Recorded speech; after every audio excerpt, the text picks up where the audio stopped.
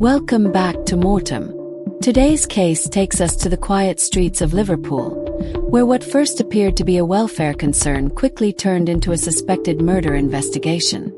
Police, forensic teams, and detectives descended on a home in Aigburth after a man was discovered dead inside the property. Now investigators are racing to understand what happened behind closed doors. This is the story of the mysterious death in Aigburth. Aigburth is normally the kind of place where mornings begin quietly. Tree-lined roads, joggers passing through Sefton Park, elderly residents opening curtains to let in the grey Liverpool morning light. It is a neighbourhood known more for calm suburban life than violent crime. But on the morning of May 5th, that calm atmosphere shattered. At approximately 8:55 a.m., emergency services received reports of concern for safety at a property in Aigburth. The exact nature of the call has not been publicly disclosed, but something was serious enough to trigger an immediate response. Within minutes, police vehicles and ambulances were moving toward the address. Neighbors would later describe seeing officers arriving quickly and entering the property while paramedics waited nearby. At first, many assumed it was a medical emergency. Perhaps an elderly resident had collapsed or suffered a heart attack.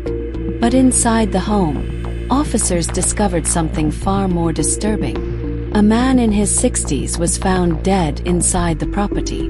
Paramedics from Northwest Ambulance Service attended the scene, but there was nothing they could do. The man was pronounced dead at the location.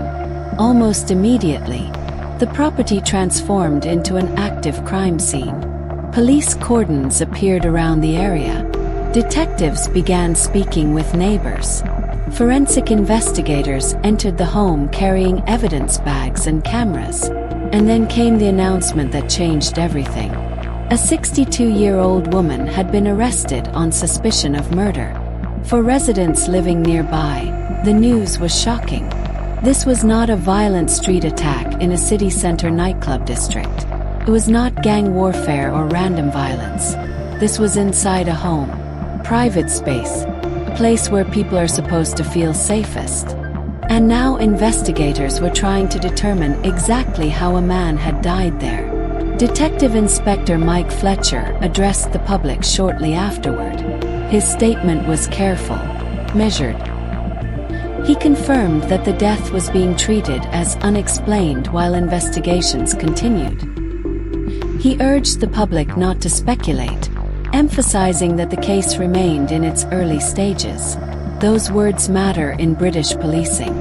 Unexplained death is often used when investigators suspect something suspicious may have occurred, but they do not yet have enough forensic evidence to formally confirm homicide. At this point, detectives were likely waiting for several critical developments: full forensic examination of the property, medical analysis from a post-mortem, toxicology results, interviews with witnesses and the arrested woman, timeline reconstruction, digital and phone evidence. Every minute after a death becomes crucial, especially in a domestic setting, because unlike public murders, deaths inside homes often involve a very small circle of people. That means investigators immediately focus on relationships, history, recent conflicts, financial issues, medical conditions, and the final hours before death. Who was the victim with? Who last saw him alive? Was there evidence of injury? Signs of struggle? Medication? Alcohol? Forced entry? These are the kinds of questions detectives would now be trying to answer. As news spread online, speculation exploded across social media. People wanted answers immediately. Some assumed domestic violence. Others theorized mercy killing. Others believed it could have been accidental. But experienced investigators know that early assumptions can destroy cases. A murder investigation is rarely solved in the first few hours, especially when the death occurs indoors. Inside a property, forensic evidence becomes everything. Tiny details matter. A displaced object, bruising hidden beneath clothing, blood traces cleaned from surfaces.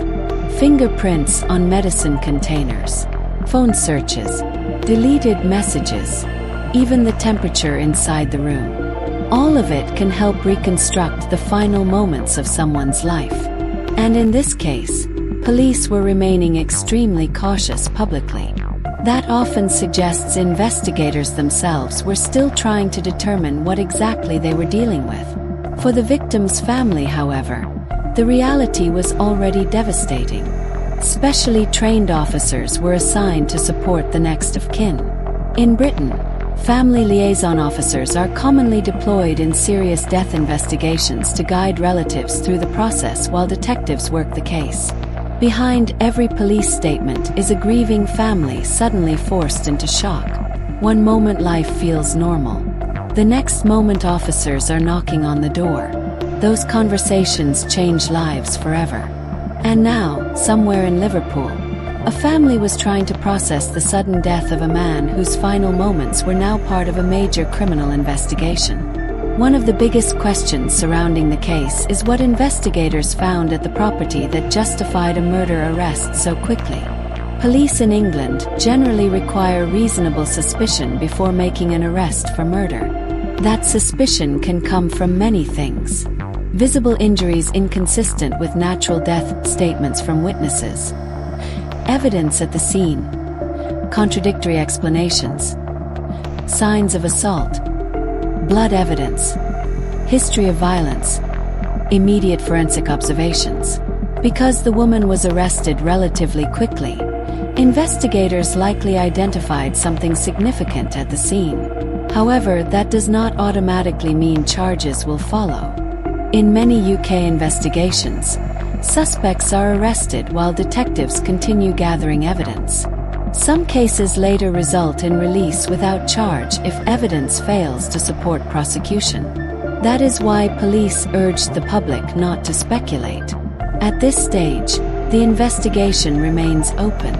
The post-mortem examination will likely become the turning point of the entire case. Autopsies in suspicious deaths are designed to answer several critical questions. What caused the death? Was there trauma? Was poisoning involved? Was there strangulation? Were there pre-existing health conditions? Did the injuries occur before or after death? Was another person involved? Sometimes the answers are immediate. Other times toxicology can take weeks. And in certain cases, investigators wait months before revealing details publicly. If detectives ultimately determine the death was unlawful, the case could escalate rapidly into a major homicide inquiry. Liverpool has seen major violent crime cases before, but cases inside residential homes often generate a different kind of public fear. Because they feel personal, close, unpredictable. They remind people that danger does not always come from strangers in dark alleyways. Sometimes investigations begin in ordinary houses on ordinary mornings. That is what makes cases like this so unsettling. Behind the police tape is often a story nobody outside the property fully understood. Relationships, arguments, secrets, tensions building quietly over time. And investigators must now untangle all of it piece by piece. As detectives continue working the case, several possibilities remain open. Was this a violent confrontation? A domestic incident? A medical emergency complicated by suspicious circumstances? An intentional killing? Or something else entirely? Right now, only the investigators know what evidence exists behind the scenes. But one thing is already certain. Man is dead. A woman is in custody. And a quiet Liverpool neighborhood has become the center of a growing murder investigation. Detective Inspector Fletcher ended his statement with a direct appeal to the public. Anyone with information was urged to come forward immediately. That matters more than many people realize. In modern investigations, even small details can completely reshape a case. A neighbor hearing an argument, a vehicle leaving the area, a phone called CCTV footage, Ring doorbell recordings, a timeline discrepancy. Sometimes cases are solved because one person remembers something they initially thought was unimportant. And in cases involving indoor deaths, outside witnesses often become even more critical, because what happened inside that property may only be known by very few people. For now, the house in Aigburth remains silent, curtains closed, police tape nearby, forensic teams moving carefully through rooms where investigators hope the truth still exists in traces left behind. And somewhere inside that property lies the answer to the question everyone is asking. What really happened inside that Liverpool home? MORTEM breakdown. Motive: unknown at this stage. Investigators are still determining the relationship dynamics and circumstances leading to the death. 5 out of 10. Operations. The incident appears confined to a private residence, suggesting a highly personal environment rather than a random public attack. 6 out of 10. Reach. The case gained regional attention across Liverpool and the UK because of the murder arrest and ongoing investigation. 5 out of 10. Terror impact. Cases involving unexplained deaths inside homes create public anxiety because they feel personal and unpredictable. 6 out of 10. Execution style. Undetermined pending post-mortem and forensic findings. 4 out of 10. Mindset. Unknown. Detectives are still establishing the circumstances surrounding the death. 4 out of 10. Thank you for watching MORTEM. Cases like this remind us that some of the darkest mysteries begin in the quietest places. As investigators continue searching for answers in Liverpool, the truth behind this unexplained death may take weeks or even months to fully emerge. If you enjoy detailed true crime documentaries and real investigation breakdowns, subscribe to MORTEM and turn on notifications so you never miss the next story.